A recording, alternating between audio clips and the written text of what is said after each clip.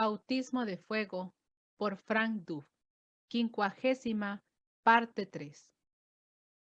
Así, un día, la costumbre marca mediodía de descanso para los misioneros en que se les da vacación desde las 12 hasta las 6 de la tarde.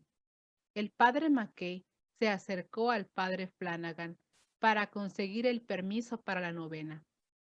Una vez obtenido, se fue a la tienda de Bull a pedirle prestada una gran imagen del Sagrado Corazón. Mientras él andaba en estos trotes, el resto de nuestra tropa hizo una escapada, una excursión a Scalp, que es un sitio precioso en las montañas del condado de Wicklow, con el empeño de quitarnos de la cabeza a Bentley Place, siquiera por unas horas. Y en esto sí que no tuvimos éxito, como podéis suponer. En todo el viaje no hablamos de otra cosa. La casa de Bull nos proporcionó una bonita imagen. Fue colocada de manera bien visible en el presbiterio, muy bien adornada de luces y flores, y comenzó la novena. A todos se pidió que asistieran de lleno a los actos de la novena.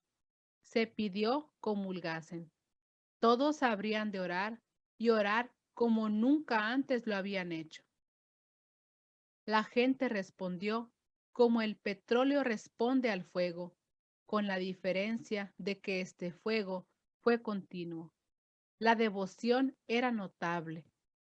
Creo indicarla suficientemente con decir que en aquellos 9 días se hicieron no menos de 20,000 comuniones, y esto fue una parte nada más de la frecuente oración que caracterizó la segunda y tercera semana de la misión, y que se puso de manifiesto tanto en las casas y calles como en la iglesia.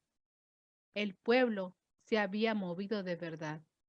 Cada uno hizo cuanto pudo, y en ninguna parte se notó esto más que en la misma zona viciada. De allí fueron pocos, es verdad, los que asistieron a la misión personalmente, pero su influencia se manifestaba en su actitud y disposiciones. Y tengo que detenerme aquí, porque en lo que precede me he adelantado no poco. Entre el lunes de la invasión y el de nuestro corretear por Scalp, pasó toda una semana de aventuras, una semana espeluznante con sucesos extraños para Bendy Place. Así que me vuelvo al primer lunes y cojo el hilo de Bendy Place en el cabo donde quedó suelto, en mi afán de mostraros el modo como la misión quedó sobre ascuas. Salimos de la zona dejándola más muerta de curiosidad que otra cosa. Después de lo cual los sacerdotes no volvieron a poner el pie en ella hasta el final, tan digno de recuerdo. Entraba muy dentro de lo posible el que su presencia allí, a medida que iba aumentando la tensión, pudiera producir críticas, excitación e incluso tal vez desorden, y no queríamos que se mezclara con nuestro plan. Desde aquel momento hicimos de intermediarios entre los misioneros y la zona. El plan se desarrolló sin demora. Aquel mismo lunes por la tarde, cuando aún Bendy Place estaba fermentado, allá se encaminó uno de los nuestros. La recepción que se le hizo fue algo que merece describirse por entero. Aunque empeñado en la campaña de la Legión contra aquel lugar, por razón del trato ya antiguo con todos, era mirado como amigo universal. Y ahora, con rapidez desconcertante, había tomado a su cargo desempeñar un papel nuevo y desagradable. Se había hecho aliado de formidables fuerzas que venían de no sé dónde y se mostraban hostiles a cara descubierta. Sin más rodeos, se fue derecho al número 1 de Trusty Place ya mencionado. Vivía allí Betty Gray, que era propietaria y matrona de 3 casas de la zona. En circunstancias normales, hubiera sido ella una persona bastante amable, pero aquella su ocupación sórdida le había como avinagrado el temple y dejado otros estigmas. Pongamos siquiera esto a su favor. Siempre fue cortés y considerada con nosotros, y eso que nuestras andanzas eran una constante amenaza para su negocio. Se hallaba en casa en el número. Recibió al visitante con manifiesto recelo, comprendiendo que aquella venida era, ni más ni menos, una consecuencia de la sensacional invasión. Cuando el enviado le dijo que los misioneros querían hablarle, casi se desmayó. Preguntó casi sin voz por qué había sido ella la escogida. De ninguna manera quería ella meterse en discusiones de esa clase. Se le aseguró en respuesta que aquello no era más que una deferencia que se le hacía, que nosotros, amigos suyos, éramos quienes lo habíamos sugerido y que no se trataba sino de una charla amistosa. No era cuestión de oponerse o de abusar de su bondad. Era nuestra intención mirar si podríamos encontrarla algún otro medio de vida, por donde pudiera, con nuestra ayuda, labrarse una vida mejor y más feliz. Por algún tiempo puso dificultades, nacidas del nerviosismo que le produjo el pensar que aquello no era más que una prueba, y al fin, a fuerza de, y al fin, a fuerza de suaves razonamientos, se convenció de que no se trataba de perjudicarla. Señaló como hora para la cita las 6 de la tarde. Se celebraría en casa de una hija suya que vivía en Carpenter Street, ya fuera de la zona y no lejos de ella. Arreglado esto, se despidió nuestro enviado dándole las gracias. Poco antes de la hora señalada, ya los 3 misioneros y nosotros estábamos en la casa de Carpenter Street. Trabamos conocimiento con la hija de Betty y su marido.